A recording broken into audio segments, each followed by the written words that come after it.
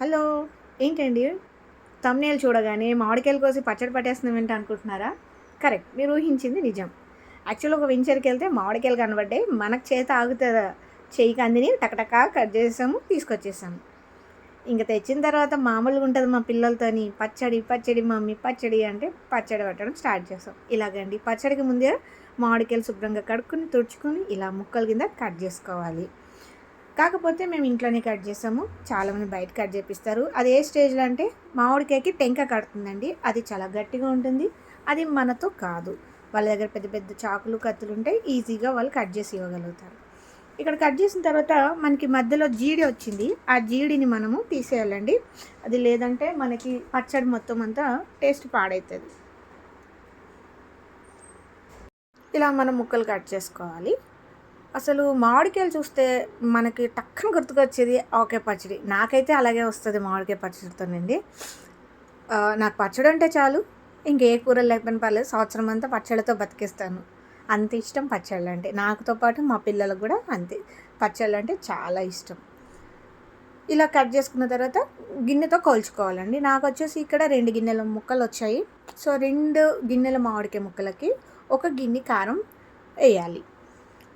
అలాగే ఉప్పు కూడా ఒక గిన్నె ఎయ్యాలి. కానీ గిన్నెలో కొంచెం తక్కువ చేసుకోవాలండి. అంటే ముప్పావు వంతు ఉప్పు ఎయ్యాలి మనం ఇందులోని. కారం ఒక కప్పు, ముప్పావు వంతు ఉప్పు వేయాలి. ఉప్పు వేసిన తర్వాత మెంతులు, ఒక స్పూన్ మెంతులు వేయాలి, యాడ్ చేయాలి. వెల్లుల్లిపాయ రెబ్బలు కూడా మనము పొట్టు తీసుకుని కొన్ని వెల్లుల్లిపాయ రెబ్బలు యాడ్ చేసుకోవాలి. నాకున్న ఇక్కడ క్వాంటిటీకి నేను ఒక 5, 6 రెబ్బలు వేసానండి.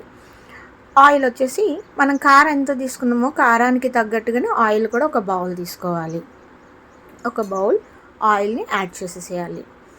ఇప్పుడు నేను ఇక్కడ ఆవు పిండి యాడ్ చేశాను కాబట్టి ఆ వీడియో ఒకటి మిస్ అయిందండి. ఇందులో పావు కప్పు అంటే కప్పుల్లో సగంలో సగం 1/4 మనము ఆవు పిండిని కూడా యాడ్ చేసుకోవాలండి ఇందులోని. అన్నీ వేసిన తర్వాత ఇలా గరిటెతోని కింద నుంచి పైదాకా ముక్కలు మునిగేటట్టుగా అన్నిటికీ కలిసేటట్టుగా బాగా కలుపుకోవాలి. కలుపుకొని ఒక ప్లాస్టిక్ కంటైనర్లో దీన్ని మనం స్టోర్ చేసుకోవాలి. స్టోర్ చేసుకున్న 3వ రోజు ఇలా కలుపుకోవాలండి. ఇది మీకు చూపిస్తున్నాను. పచ్చడి పట్టిన 3వ రోజు. 3వ రోజు ఇలా పచ్చడిని మొత్తం కింద నుంచి పైదాకా అంతా కలుపుకోవాలి. కలుపుకొని టేస్ట్ చూడాలి ఒకసారి. మనకి ఉప్పు కారాలు ఏమైనా సరిపోకపోతే ఈ స్టేజ్లో మనం యాడ్ చేసుకోవచ్చు. ఇంతేనండి పచ్చడి పట్టడం చాలా ఈజీ. సో, మాకు ఎప్పుడు కావాలంటే అలాగ ఒక 10 లేదా 8 మామిడికాయలు తీసుకొచ్చుకొని పెట్టుకుంటాం. మీకు ఈ వీడియో నచ్చితే కనుక లైక్ చేయండి, షేర్ చేయండి. అలాగే నా ఛానల్ని సబ్స్క్రైబ్ చేసుకోండి. మీకు కూడా పచ్చళ్ళు ఇష్టం అంటే కామెంట్ చేయండి.